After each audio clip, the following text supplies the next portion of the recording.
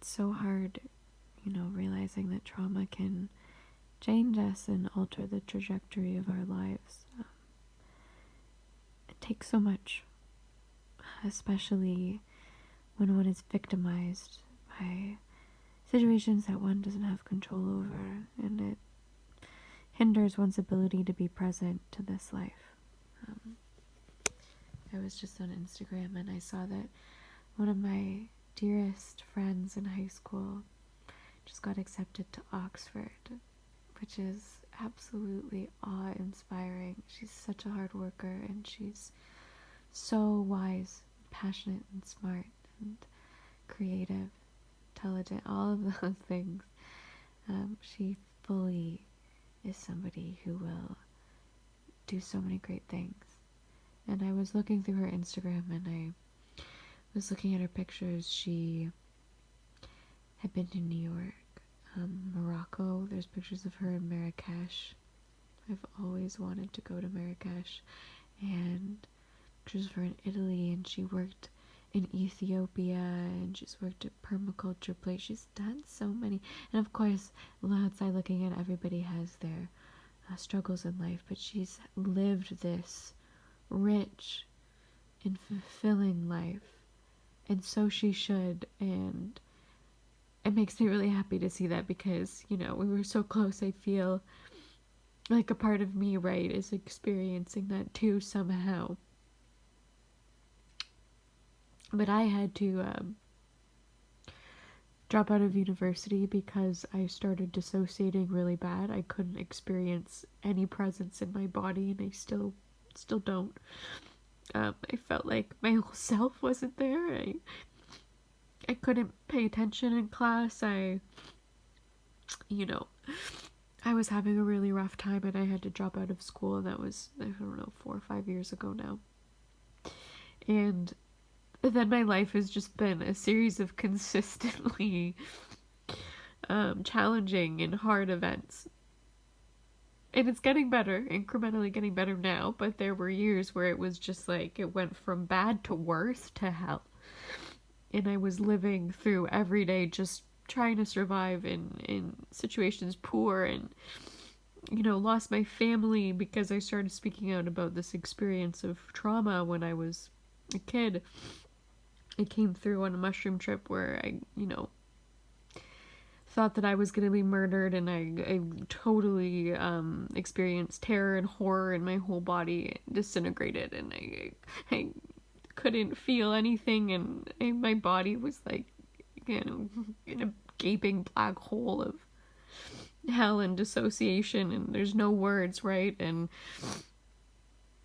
that was the culmination. And after that, I started working with therapists, and they told me, hey, there's a reason that your psyche is bringing up these experiences. They probably happened, and coming to, be cognizant of these repressed memories, and then articulating that, and having my whole family turn against me, and not talking to my dad for years, and my mom's in Ireland, I haven't seen her in 2 years, and not having money, and being back in Stratford, and just getting through the day. Like, my days that are like exciting for me, and as if I've made like good food and cleaned and done yoga, and I guess those things are important, but it's like, that's like the pinnacle of my experience right now. And I always wanted to have those, soul awakening, enlightening experiences of education and travel and connection, and my life is just totally flatlined. I remember when I was so close to her in high school. I was in grade 12. It was one of the best years of my life, actually. And high school wasn't great for me, but that year was really good. And I met her, and we connected because she was reading Murakami, and I was like, I love Murakami. He's one of my favorite authors, and we were so close for the entire rest of the year. We used to say that we were like two atoms, and that our atoms were always connected to each other, because we would experience similar moments of insight. She's truly somebody that, in this life, I've met very few people that have made such an indelible imprint on my heart. And she is one of those people. And at that point in my life, I felt like I had so much soul and I had so much spark, and I knew my mind and I loved my mind, and I was so creative and, just inspired by existence. And then for years, I've just been in horror and shock. And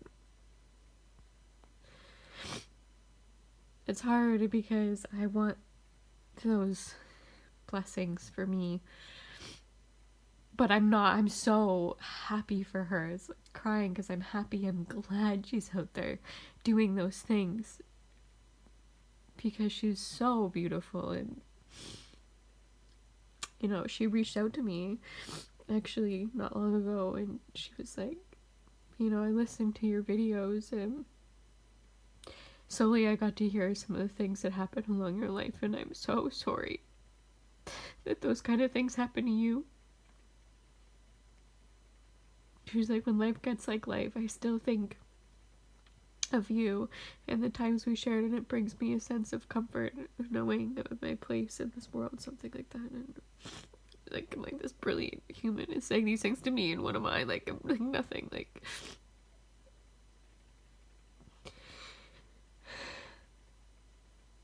I hope there's a point where I can start to heal more, because, as it stands now, I am not really, not by any stretch of the imagination healed, but every day is getting better from the just really horrible few years that I had not long ago. I think I'm working my way up.